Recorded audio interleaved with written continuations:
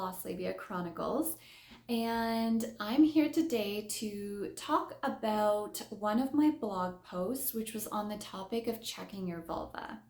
Specifically though, checking your vulva compulsively, right? So not just your average run-of-the-mill monthly vulva check. I mean, checking upwards 25, 50, 100 times a day. That kind of obsessive vulva checking. So I mentioned in my Welcome to my YouTube channel blog that I wanted to kind of make some videos based around the blog posts that I've already put out there. And I wanted these videos to kind of, hold true to the topic that I touch on in the blog, but I wanted to kind of deliver it in a more informal, kind of friendly chat way. So with that said, pause the video, get yourself a drink, a coffee, a tea, I don't know, some snacks, and let's kind of sit down and I will kind of chat with you about my experience with compulsive vulva checking and what I did to kind of, overcome that habit. So if I was to trace back my experience with compulsive checking, I definitely see it going back to when I was on the examination table and my general physician was examining me, and she looked at me and said, "Has your vulva always looked like this?" And I remember being kind of taken off guard and kind of muttering like, maybe, I don't know, I'm not sure. And that really stuck with me because here I was, 31 years old, and I had no idea what I looked like down there. And, I realized like that's, there was like this TikTok trend, and they were asking you like, say a statement that broke you. And I definitely think that this is one of those statements. It's definitely a statement that had a huge impact on my mental health, and maybe one of the biggest, most impactful statements that, affected my journey with lichen sclerosus. Because again, I'm 31 years old and I had no idea, I had no baseline, no reference point of what I used to look like. And, I realized that that was really a shame, and that, maybe I could have prevented some of this had I been looking down there. So, that sentence, I kind of played it over and over again in my head as I was walking home to pick up my tube of clobetasol. And so I got home and I pulled out a mirror and I decided, okay, I'm going to see what's going on down there. And when I pulled out that mirror, I was absolutely horrified by what I saw. I was just gutted. It felt like the wind was just knocked out of me. My vulva, the labia minora and the clitoris and all of this was this pale white.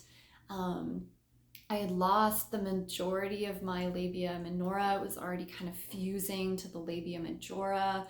The clitoral hood was fused to the clitoral glands, and I just remember like just being so horrified. I couldn't believe what I was looking at. It felt like I was looking at like an alien or something. I was like, this is not me, this is not my vulva.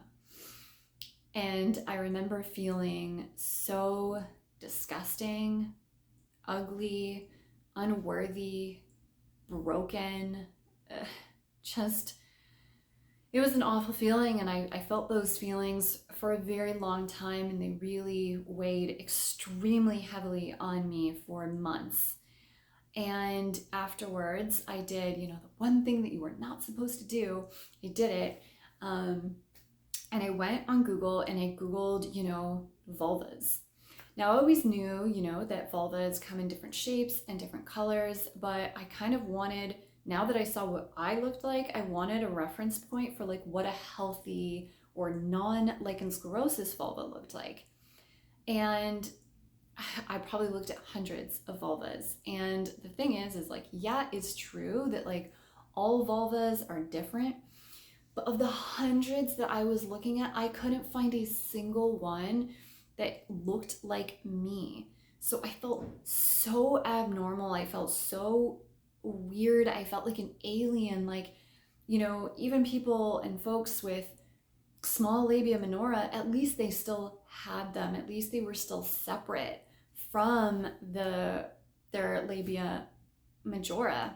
And I became especially fixated on the labia minora. I wasn't as bothered by the clitoris as I was by the labia, although I definitely noticed as well that my clitoris seemed a little bit different from the ones I was seeing.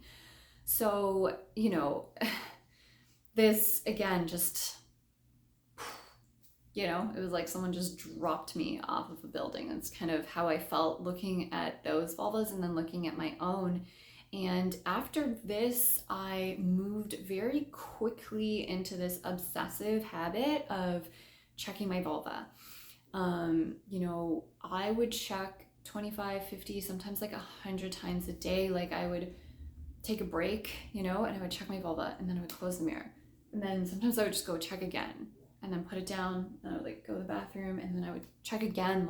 And I don't even know in hindsight what exactly I was expecting to see with this compulsive checking. I think there was a part of me that miraculously thought that maybe my labia minora would magically reappear. I don't know, because they were kind of fused and a part of them was already resorbed. And if you are unclear on the distinction between fusing and resorption in the context of lichen sclerosus, I do have a video on that, so I will list that in the description box below. So check that out if you are curious. But yeah, so, I had some fusing and some resorption, and, it's I don't know if I thought they were just gonna regrow or something, or I also thought I was gonna lose more of my anatomy. And that was it caused me a lot of anxiety. I've had anxiety since I was a little girl, but this just shot it through the roof. So I would check so many times a day, and I just I couldn't help it. It was all consuming. It interfered with my ability to work. It interfered with my ability to be a good wife, to be a good sister, to be a good friend, because when people were talking to me, I was only half present, because in my head I was like, what's going on with your vulva? What's going on with your vulva? You should check your vulva. Go. And that's all I wanted to do. I just wanted to keep checking. And in addition to this checking and, fixating on change, some days I would wake up and be like, oh my God, my labia minora looks smaller. But then sometimes I would look and then be like, oh, they look a little bit better now. Okay. We're getting somewhere. And then ooh, now the color looks different. Oh, I think I'm lighter. No, now I think the color's kind of, and it would just because I was checking so often, the lighting was different. I was not always in the same position, but for me, I just kept seeing these changes, and it really interfered with my quality of life. It was causing me deep anxiety and deep distress. And I recognized this in myself. I recognized that checking this frequently was not healthy for me. And when I was diagnosed with lichen sclerosus, I did go and find a sex therapist, because I knew that the mental health aspect of this was going to really just destroy me if I didn't find support in some capacity. So I did get a sex therapist, and after, compulsively checking for a couple months, and when I finally realized how much of an impact this was having on my life, I decided to basically bring this up to her. So we chatted about it, and I remember she asked me, why, what are you hoping to achieve when you are checking your vulva?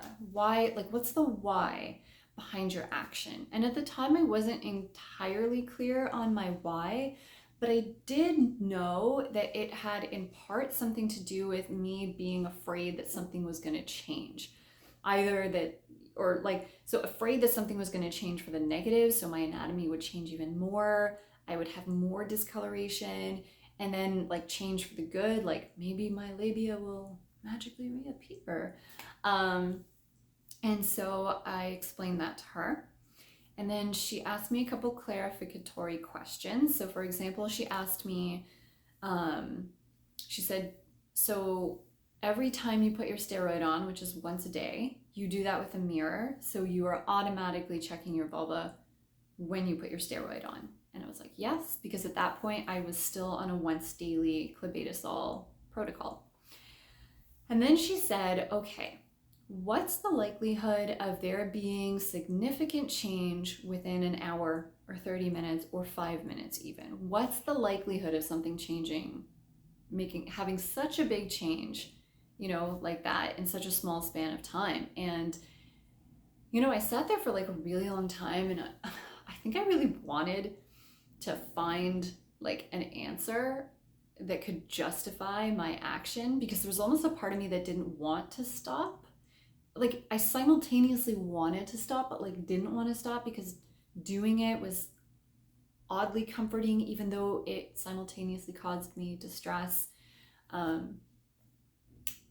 know that it's kind of confusing, but that's kind of where I was at. And so anyways, I tried to find an answer, but I couldn't. And after a couple minutes of silently searching in my head, I looked up at her and I said, well, I guess there's no real likelihood of things changing in any way that I deem significant in the span of, 10 minutes, an hour, etc.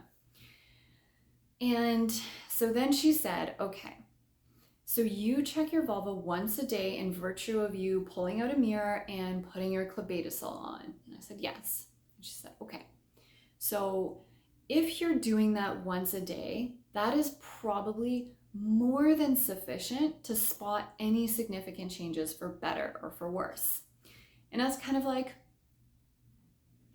okay, yeah, like it really just kind of like lit up in my head, and I was like, yes, true. I personally really respond to logic, and when it was presented to me in such a calm, logical fashion, it kind of was my aha moment. And I realized that, I would be able to spot any important changes, if I just looked once a day and left it there. So at the end of our conversation, she asked me, she said, okay, let's say you're around 50 checks a day. How many checks for you to feel comfortable? And I said, well, if I'm at about 50, maybe like 25, because I'm a baby steps person and I like didn't want to remove my safety thing right away. So I was like, I don't know, maybe 25. And she was like, okay, how about once a day? Because the logical statement and conversation that we had had before. And I realized again, I could do once a day. That would be more than sufficient to see any noticeable and important changes. So I essentially, after that conversation, I never compulsively checked my vulva again. I immediately stopped and I went to just looking at it one time a day when I would put my steroids on.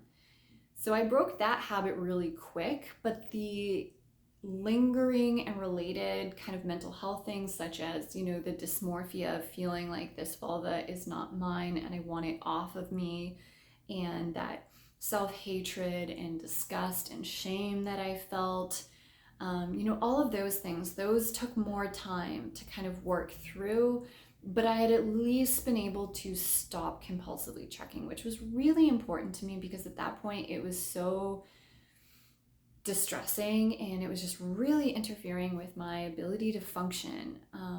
So I stopped that habit, but the rest took some time, and I will talk about this in a future video, but after a lot of kind of introspection, I realized the why, like the true why behind what I was doing. So I will probably have a video of that in November. But that's kind of my story and my experience with lichen sclerosus and obsessively checking your vulva. Let me know in the comments if you've had a similar experience, or maybe if, for example, maybe you can't relate to obsessively checking your vulva, but maybe you can relate to the kind of dysmorphic, kind of self-hate, self-disgust feeling, or maybe you have a lot of negative emotions with respect to your vulva. And so if that's the case, I hope that this video made you feel seen, made you feel heard, made you feel like you're not alone. Lichen sclerosis has some pretty awful physical side effects, but I think that the mental health side effects are just as heavy and they really aren't given a lot of attention. And so I think it's extremely important that, we talk about those as well, because lichen sclerosis is a tough disease, and it can also be really isolating. So again, I hope that I hope you related. Well, I don't hope you related because it's an awful feeling, but if you do feel this way, I hope that you know that you're not alone in this, and know that there is hope, and that, when you put in the work, you can get to a better place and a better relationship with your vulva. If we fast forward to where I am now, like 3+ years later, I absolutely love my vulva now, and I'm in a super good place mentally and physically with my lichen sclerosis.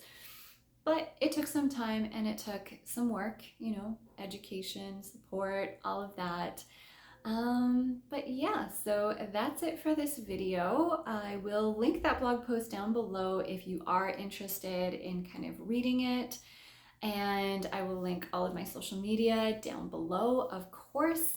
And if you found this video helpful, if you enjoyed it, please give this video a thumbs up and subscribe to my channel, and I will catch you in the next one. Bye.